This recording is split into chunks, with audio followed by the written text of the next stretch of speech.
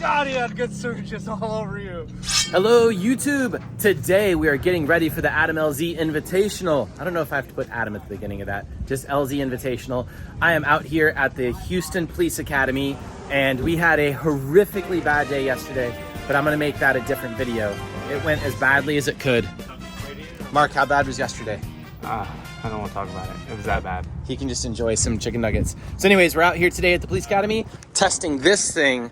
We are gonna drive the Great Value Nascar at the LZ Festival Invitational. So what we've done since the last time, you guys have probably seen this, is at some point we changed to those fancy BC Racing shocks. We have 285 Valinos on there, but we're gonna have to go down to 265s for the LZ Invitational. We have the 265s up front. I think they're 265s. Yeah, 265s up front. We put a sway bar on it. This car before was on Grevas, by the way, and the 08Cs are way better than the Grevas. We love these tires. So we put an adjustable sway bar on it with lots of kinks and everything to clear stuff. What else did we do? We did the bigger carburetor.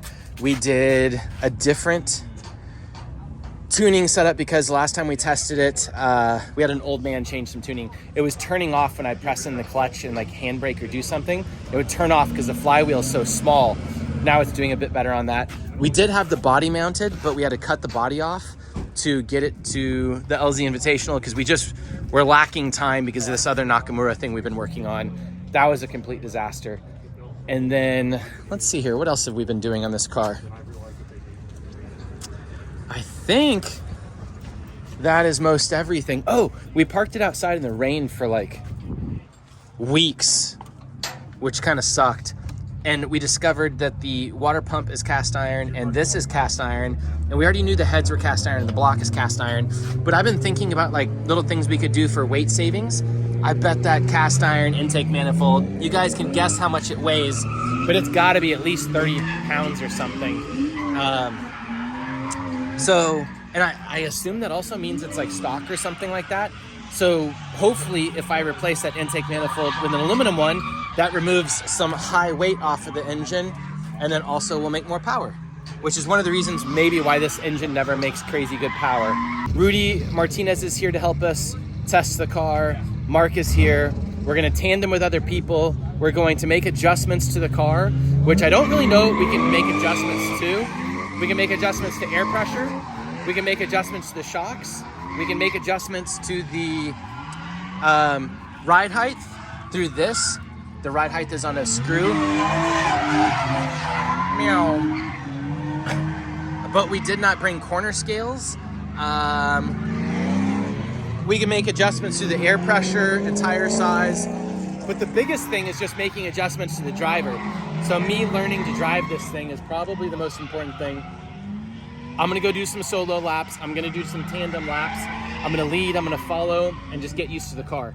We're here at the Police Academy, one, because I just naturally had an event here, but two, because it's a great track that has some odd transitions and stuff, and a lot of different types of corners that force you to drive the way the track wants you to. You can't just like float the car through.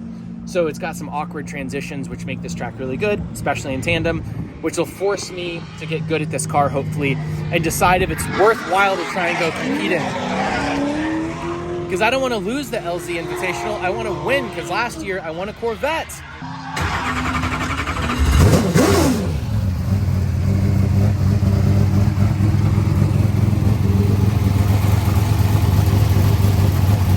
Hey Mark!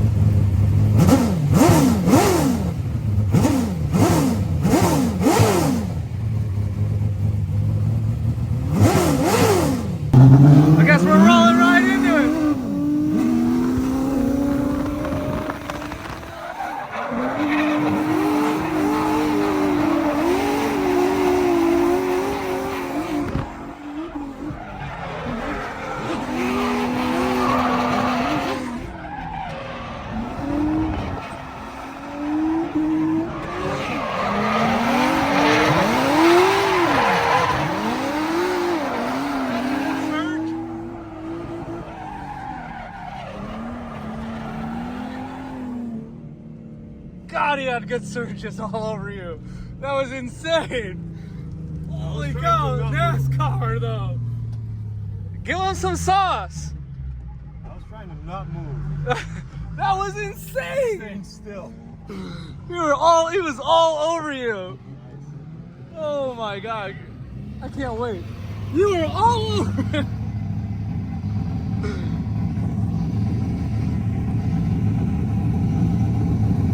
Alright, we're gonna get ready to go. Now we're gonna go one more lead. Okay, let it rip.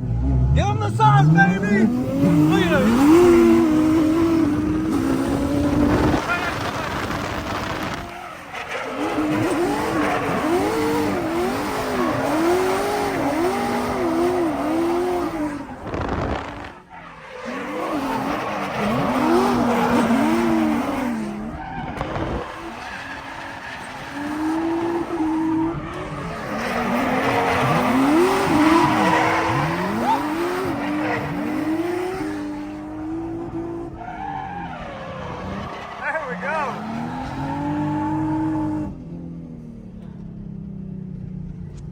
That was sick.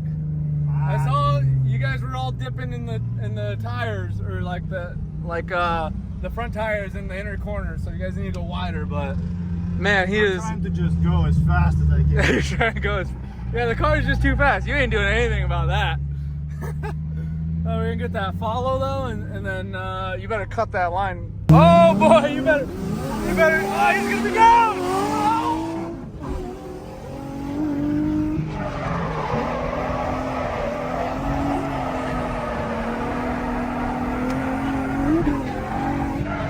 I'm in a stock 350cc, by the way. Oh, that boy's gone. He can't do nothing.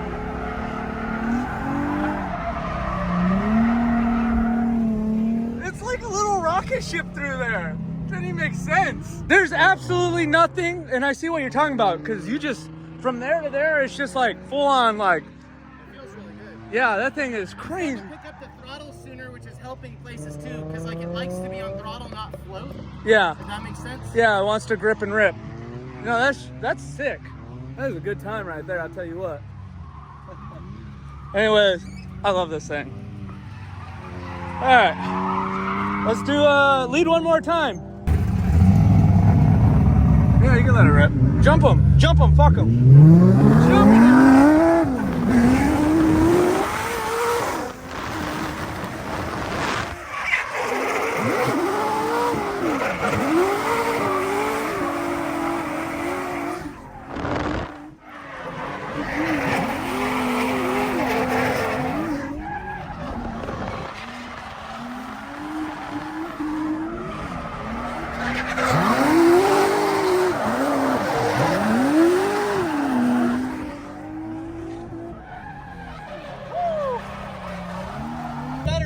Controlling the speed of it. Yeah, that was phenomenal.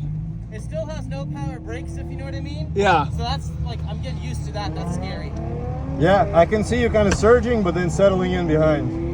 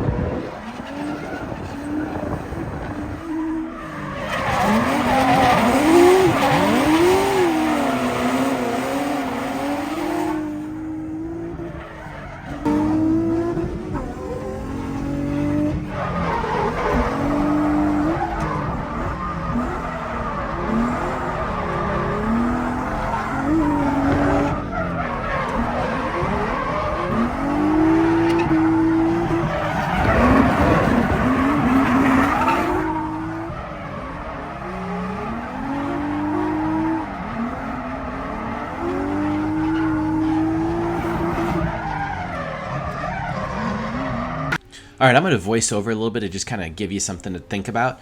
One, I don't really clutch kick this car. If you hear the car like rev up real fast, sometimes it's a little clutch kick, but because the clutch and flywheel are so small, I try not to cook them. So if it revs up really fast, typically I'm just on the throttle and the car's that responsive. Here you can see it's drifting pretty darn well, a lot like a normal car. It's pretty stable. I'm driving in the wet and stuff, so it's kind of a little bit of a mess, but it's doing pretty darn well. This is the hardest part of the track, that little part for most people, and this car is incredibly good on it for some reason. You can see the car just looks like a normal, stable drift car through here. The suspension's doing pretty much everything it's supposed to. The car works like a normal drift car the way it transitions. It has a steering box, not a rack, so it's a little bit slow. Feels a little bit awkward, but not bad. Drives really well. Again, through here, that is really good through that section. That section was kind of the reason why we brought the car out too. We thought it might not work. So here I'm just continuing to watch how the car reacts. That was kind of cool. It was very stable under big angle, as it normally like wanted to spin out as it hit the water right there. So I was kind of doing that to see how the car would react, but it felt really good. Here following a 350Z. This 350Z is quite a bit slower than my car, so we were just seeing what it would be like to, you know, drive against a slower car. Car works really well behind a slower car. We thought maybe the car would be like a squiggle machine or something, but it's really, really forgiving. Here, if you watch that run, it worked just like a normal drift car. I'm going to contrast it with the lap where I snap the car to angle a little bit differently on the next one, I think. So just a normal run. I kind of slow these down and watch them and stuff to see how the car reacts. There you can see the car kind of came around much harsher. I was trying to add angle abruptly there and see what would happen. Kind of took me offline and stuff a little bit, but it was interesting.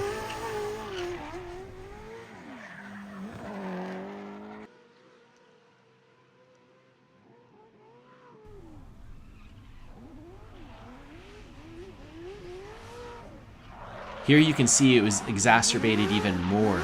You can see the wheel speed and some things do some interesting things right there.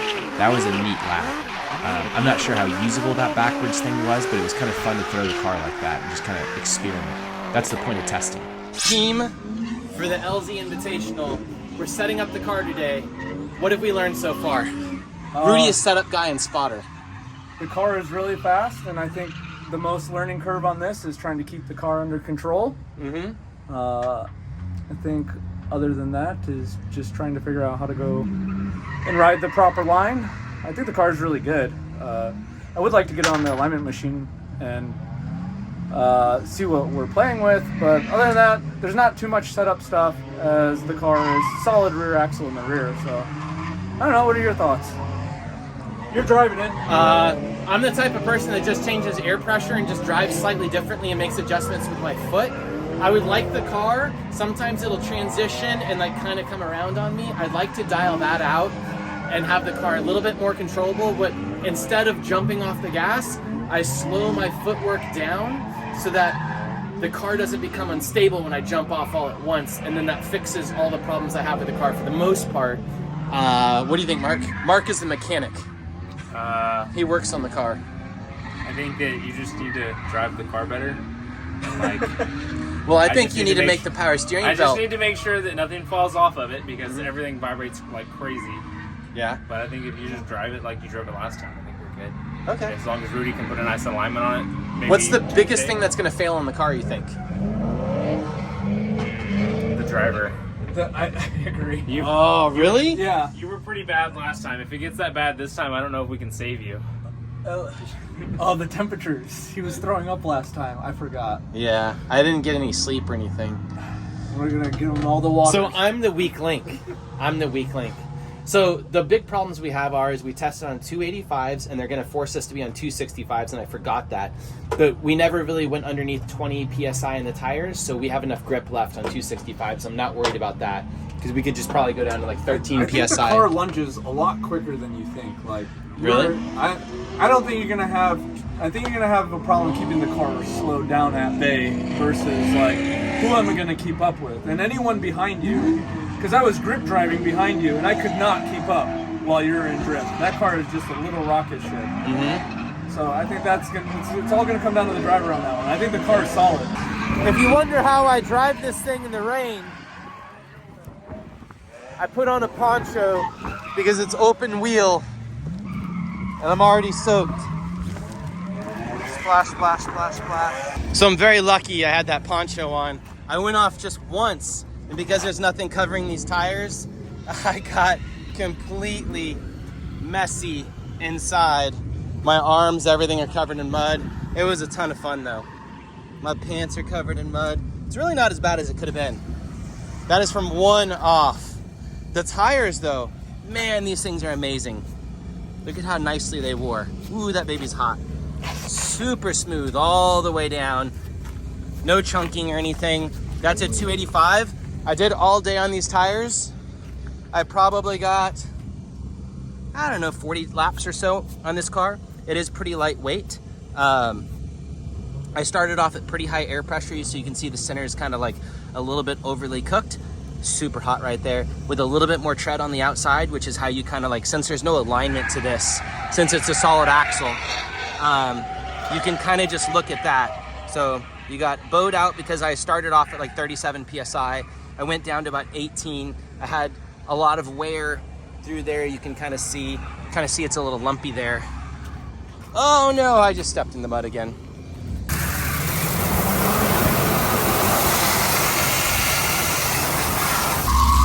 I should probably make sure I spray this out and not into the car.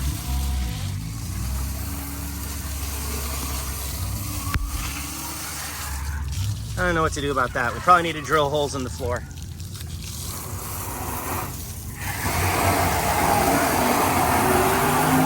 Better not get the computer wet.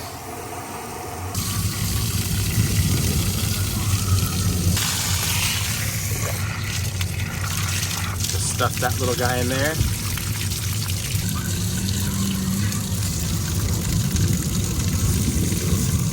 Look at this beautiful sunset. Where should we put this little guy? How about right there? Yeah. All right. Come on, water. Hopefully it didn't immediately fill with mud. Let's see. That looks like it's peeing. Good job, drill. Little closing statement for the car. It did super well. The only thing we did was we shredded an old belt and replaced that little belt. The rest of the time, the car ran, I think, flawlessly. We didn't have any problems. I went off in the mud once. I cleaned it up because I got it really dirty. And I absolutely am starting to love the way this thing handles. It's a little bit different than a normal like 240SX, which is to be expected, but it's super, super fun to drive and super raw. If you want to make your car feel like it's 1,000,000 miles an hour and like 1,000 horsepower, just take the windshield out. Not having a windshield makes even like 80 miles an hour feel crazy fast. And if you want to pause the video for a second, this is what the alignment ended up being on the car when we tossed it on the rack on the way out of town. So this is the alignment we're getting rid of, and we're putting a better alignment on it for the LZ Invitational.